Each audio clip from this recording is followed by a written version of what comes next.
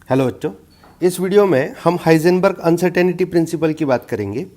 Now to understand this uncertainty principle, ठीक है, तो अनसर्टेनिटी क्या होती है? अनसर्टेनिटी, अब आज सपोज बारिश का सीज़न है, नहीं तो समर है, नहीं तो विंटर है, व्हाटएवर, अगर आज बारिश हो सकती है या नहीं हो सकती है, तो ये आप कितने सर्टनली बोल सकते हो? तो कोई भी, मतलब इंडियन मेट्रोलॉजिकल सर्वे भी उसको पूरा सर्टन नहीं बोल सकता। तो there is always a uncertainty involve in what this kind of phenomenon, ठीक है। तो यहाँ पे भी हाइजेनबर्ग ने कुछ अनसर्टेनिटी की बात की, वो आपको समझना है, ठीक है। अब अगर सपोज कि आपके पास एक सर्कल है, ठीक है, एक ग्राउंड है बड़ा सा, उसमें ट्रैक होता है, ठीक है। उस ट्रैक पे कोई कार, यहाँ पे एक कार मूव हो रही है, ठीक है।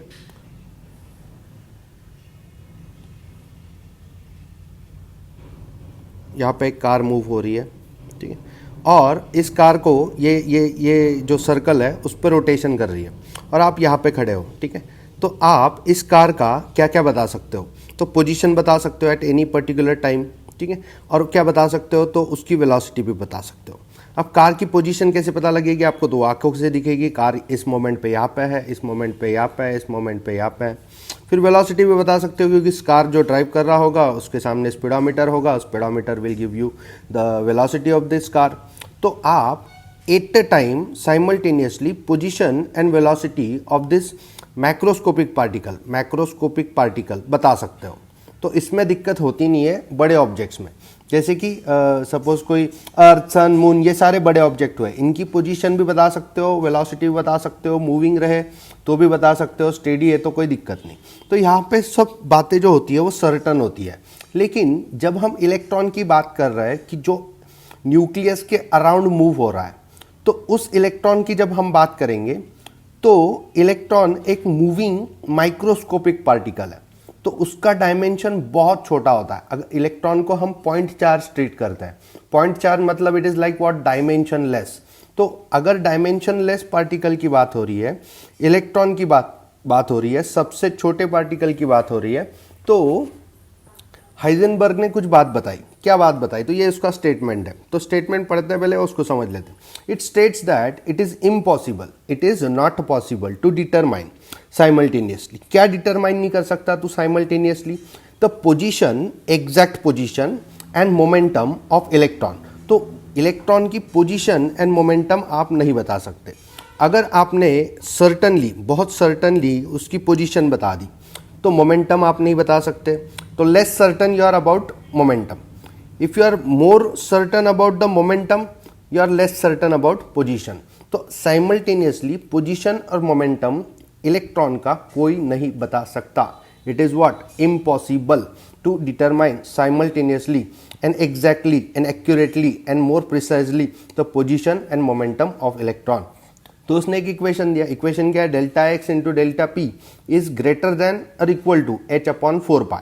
अब एच अपॉन 4 पाई क्या है? तो एच अपॉन 4 पाई अनसर्टेनिटी है। तो इतने डिजिट की, मतलब प्लैंक्स कांस्टेंट की वैल्यू ऊपर डाल दो, नीचे 4 होगा, और पाई की वैल्यू 3.14 डाल दो, तो ये जो कुछ होगा उतने ही लेवल तक आप सर्टेनली बता सकते हो कि product of position and momentum of this moving microscopic particle कितना होने वाला है। ठीक है, मैं और समझा दूं आपको। डेल्टा एक्स क्या है? तो delta x is uncertainty in position, ठीक है। तो पोजीशन के मेजरमेंट में जो भी अनसर्टेनिटी है वो डेल्टा एक्स है।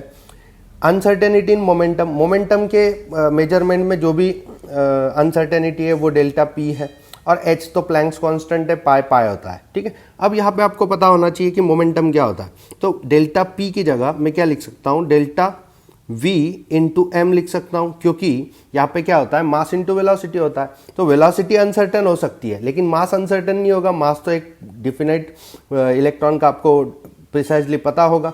तो यहाँ पे आप क्या कर सकते हो? इस इक्वेशन को थोड़ा सा मॉडिफाई कर सकते हो। क्या? तो delta x into delta m into v x is greater than और equal to h upon 4 pi.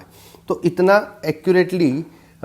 He accurately आप बता सकते हो। उनकी अनसर्टेनिटी जो होगी, जो भी अनसर्टेनिटी होगी, उसका प्रोडक्ट हमेशा एच अपॉन 4 पाई से इक्वल होगा, नहीं तो बड़ा होगा, ठीक है। तो यहाँ पे आपको कैलकुलेशन पर्पस के लिए सीधा सा क्या, डेल्टा एक्स इंटू और डेल्टा वी। अब यहाँ पे वी कहाँ से आया sir, v is velocity of that moving microscopic particle, here in the case is electron. तो इट इज ग्रेटर देन और equal to h upon 4 pi m। तो 4 पाई m मतलब ये m यहाँ से यहाँ पे चला गया तो डिनोमिनेटर बन गया, तो 4 पाई m। तो ये हुआ आपका एग्जैक्ट इक्वेशन, किसका इक्वेशन, तो हाइजेनबर्ग अनसर्टेनिटी प्रिंसिपल का। तो मैं फिर से बता दूं हाइजेनबर्ग अनसर्टेनिटी प्रिंसिपल क्या है। तो आप कोई भी मूविंग माइक्रोस्कोपिक पार्टिकल है तो उसका एग्जैक्ट पोजीशन और exact momentum at a time simultaneously नहीं बता सकते। और वो क्यों नहीं बता सकते, क्योंकि अगर सपोज ना कि आपको इलेक्ट्रॉन की पोजीशन फाइंड करनी है तो आपको क्या करना पड़ेगा, इलेक्ट्रॉन को लाइट से इंटरेक्ट करना पड़ेगा।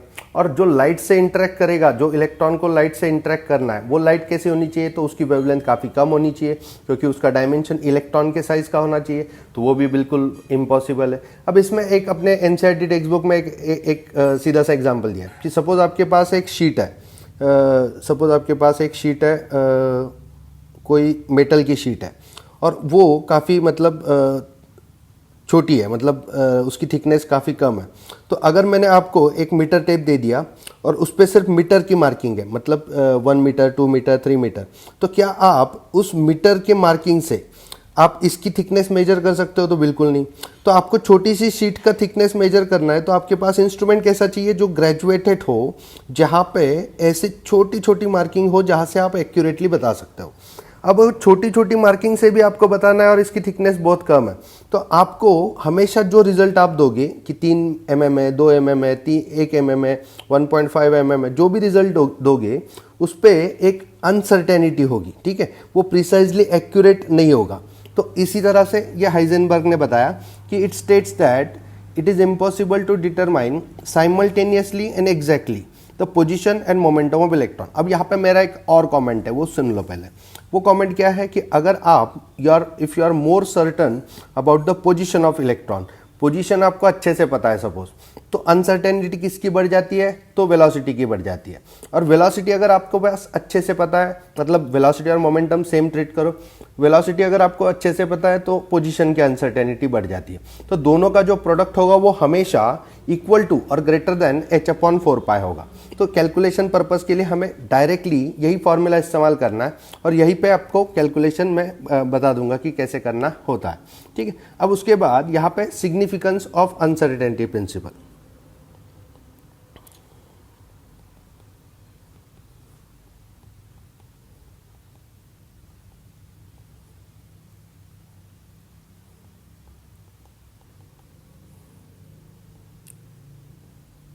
अब सिग्निफिकेंस ऑफ अनसर्टेनिटी प्रिंसिपल में इसका सिग्निफिकेंस क्या है, तो बचपन में आप ऐसे करते थे, कैसे करते थे कि एक न्यूक्लियस है और यहाँ पे इलेक्ट्रॉन ऐसे मूव होता है, तो आपने क्या कर दी, इलेक्ट्रॉन को एक डेफिनाइट पाथ दे दी, एक ट्रेजेक्टरी दे दी जहाँ पे वो मूव होता है।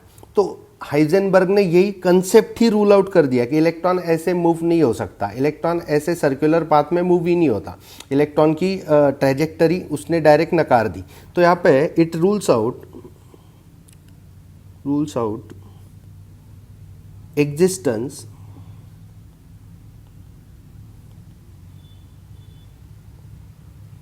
of definite paths or trajectory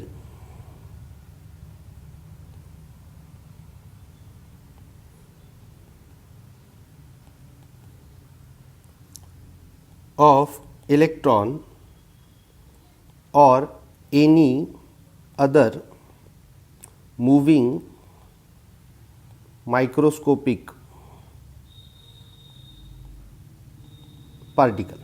अब कोई भी मूविंग माइक्रोस्कोपिक पार्टिकल है, माइंडवेल में सिर्फ माइक्रोस्कोपिक पार्टिकल की बात कर रहा हूं, तो माइक्रोस्कोपिक पार्टिकल का जो डेफिनाइट ट्रैजेक्टरी होता है कि यहाँ पे होगा, यहाँ पे होगा। अगर सर्कुलर मोशन में इलेक्ट्रॉन होता था तो आप सिंपल से बता सकते थे, उसकी वेलोसिटी कैलकुलेट कर सकते हैं और लोकेशन बता सकते थे कि यहाँ पे लोकेशन है। लेकिन अभी हाइजेनबर्ग ने क्या बोल रहा है कि यहाँ पे कुछ पॉइंट मिलेंगे आपको। कैसे पॉइंट मिलेंगे? ऐसे डॉट्स मिलेंगे, और वो सिर्फ क्या होगी? प्रोबेबिलिटी होगी। इलेक्ट्रॉन इस जगह पे, मतलब ये जो मैं अभी डॉट्स दे रहा हूँ, शेडेड पोर्शन है, इस जगह पे कहीं भी हो सकता है। मतलब we can only talk about the probability of finding electron in certain region और the space around the nucleus. तो यहाँ पे significance of uncertainty principle, it rules out the existence of definite path और ट्रेजेक्टरी फॉर इलेक्ट्रॉन्स और any other moving microscopic particle.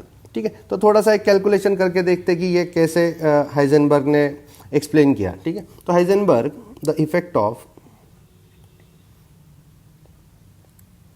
Effect of Heisenberg uncertainty principle, तो इसको मैंने short form कर दिया, आप एग्जाम में ऐसा मत करो। ठीक है, effect of Heisenberg uncertainty principle is significant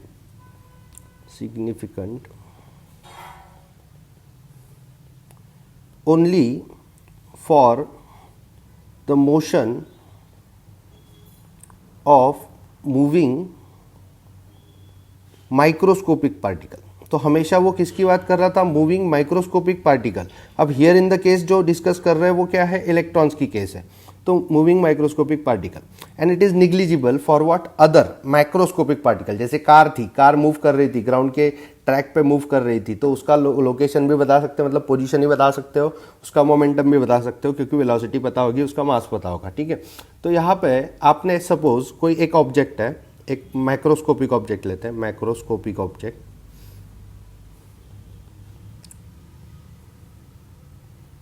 अब माइक्रोस्कोपिक ऑब्जेक्ट कौन सा लेते हैं? तो सपोज मिलीग्राम उसका वजन है, 1 मिलीग्राम वजन है, मतलब 10⁶ kg वजन है उसका ऑब्जेक्ट का। ठीक है, ऑब्जेक्ट का मास 10⁶ kg। तो यहाँ पे हम उसकी अनसर्टेनिटी कैलकुलेट करते हैं, कितनी आती है? तो डेल्टा वी मतलब उसके वेलोसिटी की अनसर्टेनिटी, डेल्टा एक्स उसकी पोजीशन की अनसर्टेनिटी, इज इक्वल टू, अब कैलकुलेशन पर्पस के लिए अब हम ग्रेटर देन इक्वल टू में से क्या करते हैं? इक्वल टू लेते हैं। तो इज इक्वल टू क्या होता है? h/4πm। ये तो बताया था मैंने, m इधर आ जाता है क्योंकि v into m is what? p। तो यहाँ पे 4πm, तो यहाँ पे हम वैल्यू फिल करते हैं। तो h की वैल्यू क्या है? 6.626 इंटू 10⁻⁻34। ये क्या होता है? Joules into second. अपॉन नीचे क्या होता है? 4 इंटू वॉट? 3.1416। ये पाई की वैल्यू है, बड़ी ले ली मैंने, 1416 इंटू 10⁻⁻6 kg, जो उसका वजन था। अब इसकी वैल्यू क्या आती है? तो इसकी वैल्यू है 10⁻28 मीटर स्क्वायर पर सेंटीमीटर। ये डायमेंशन एनालिसिस आप बाद में भी कर सकते हो, इसका कोई दिक्कत नहीं है, लेकिन यहाँ पे अनसर्टेनिटी की वैल्यू क्या आई? इतनी आई। तो आप बताओ मुझे, आप डिजिट देख के बताओ, 10⁻28 मतलब 1/1000 ऐसे 28 0, मतलब this is what? Really very negligible. तो it is what? Extremely small, hence negligible. ठीक है, तो एक्सट्रीमली स्मॉल है और निग्लिजिबल है। ठीक है, अब यहाँ पे अब अगर मिलीग्राम साइज के भी पार्टिकल और हेवी पार्टिकल की आप अगर बात कर रहे हो, तो अनसर्टेनिटी का कोई सिग्निफिकेंस नहीं होगा। लेकिन अगर आपने, अब ये देखो मैक्रोस्कोपिक पार्टिकल था, कितना साइज का लिया था मैंने? मिलीग्राम साइज का लिया था। तो मिलीग्राम साइज का माइक्रोस्कोपिक पार्टिकल की अनसर्टेनिटी जो आई वो काफ़ी स्मॉल आई, और उसको हम निग्लेक्ट कर सकते हैं। लेकिन suppose you are talking about what? Real consequence जो होने वाला है, तो किसका होने वाला है? कि मूविंग माइक्रोस्कोपिक पार्टिकल। अब किसकी बात करेंगे? Microscopic particle. अब माइक्रोस्कोपिक पार्टिकल कौन सा है आपके पास? तो माइक्रोस्कोपिक पार्टिकल आपके पास है इलेक्ट्रॉन, अपना इलेक्ट्रॉन, जिसके बारे में ये सब कुछ चल रहा है। तो इलेक्ट्रॉन कैसे न्यूक्लियस के अराउंड ऐसे गोल गोल चक्कर लगाता है, ये बचपन में देखा था, 10 तक यही देखा था। अब उसको कंसेप्ट को बदलना जरूरी है। ठीक है, तो इलेक्ट्रॉन की जो मास होता है वो क्या होता है? 9.11 इंटू 10⁻31 kg, ये मास होता है इलेक्ट्रॉन का। अब देखो इलेक्ट्रॉन की अनसर्टेनिटी कैलकुलेट करके देखते हैं।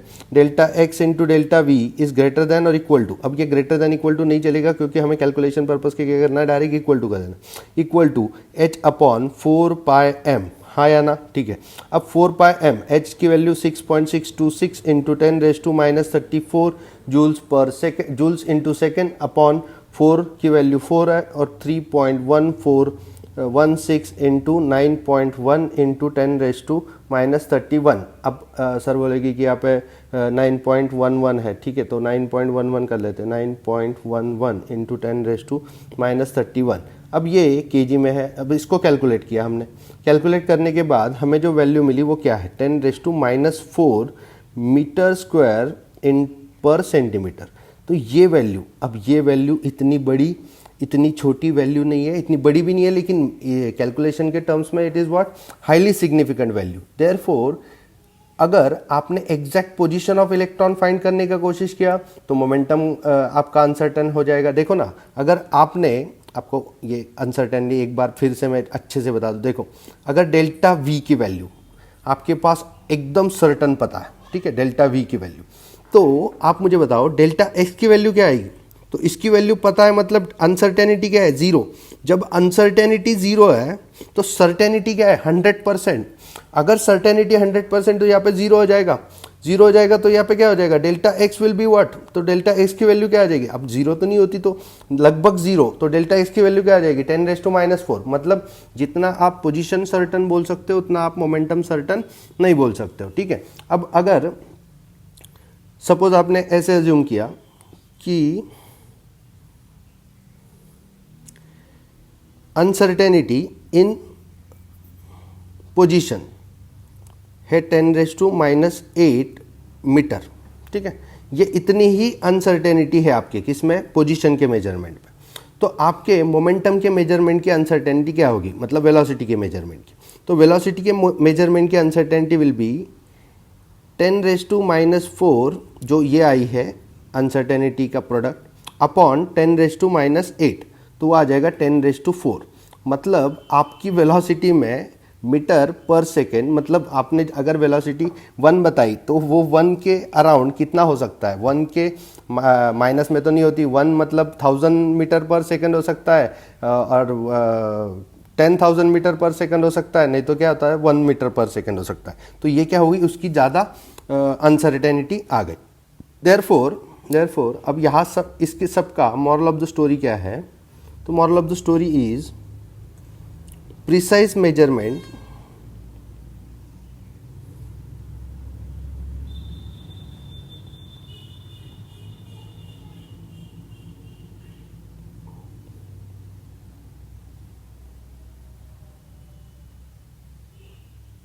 of position and velocity, मतलब ये मोमेंटम, मतलब यहाँ पे मोमेंटम आप कैलकुलेट कर, मास पता होता है इलेक्ट्रॉन का। Precise measurement of position and velocity have to be replaced by probability. तो यही आपके हाइजेनबर्ग अनसर्टेनिटी का पॉइंट था कि आपको प्रिसाइज जो मेजरमेंट है अभी वो कट करनी पड़ेगी, ये नहीं लेनी पड़ेगी, आपको क्या करना पड़ेगा, प्रोबेबिलिटी बोलनी पड़ेगी। मतलब you can only say electron यहाँ हो सकता है, यू कैन से इलेक्ट्रॉन की स्पीड ये हो सकती है, तो you can only talk about what, probability of electron finding. तो आप ऐसे नहीं बता सकते कि यही होगा, ठीक है। तो that is ruled out by what, Heisenberg uncertainty principle, जो भी मैंने अभी बताया, ठीक है। अब इसको एग्जांपल से समझते हैं, एग्जांपल से समझना थोड़ा आसान होता है। अभी भी जो बच्चे नहीं समझे क्योंकि कॉन्सेंट्रेशन लॉस हो गया, तो यहाँ पे एग्जांपल से समझते हैं। सपोज मेरे पास एक एनसीईआरटी एग्जांपल है, a microscopic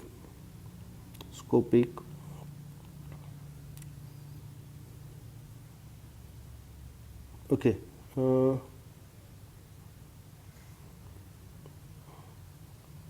a microscope using suitable photon is employed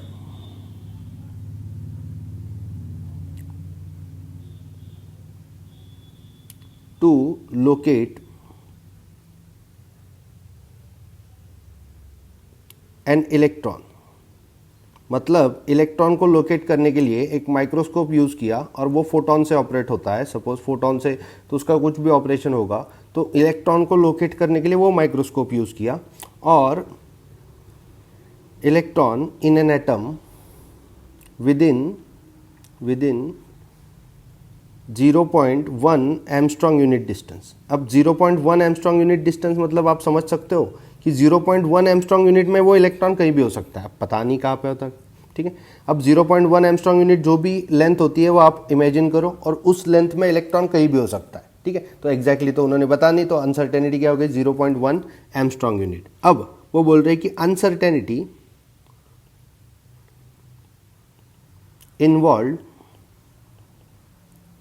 in the measurement of velocity, calculate the uncertainty involve in measurement of velocity. चलो ठीक है, कैलकुलेट में बोल दिया नहीं, तो सॉल्यूशन देखते हैं उसका क्या है। Delta x into delta p is greater than और equal to h upon 4 pi, ये तो आपको पता है, ठीक है। फिर डेल्टा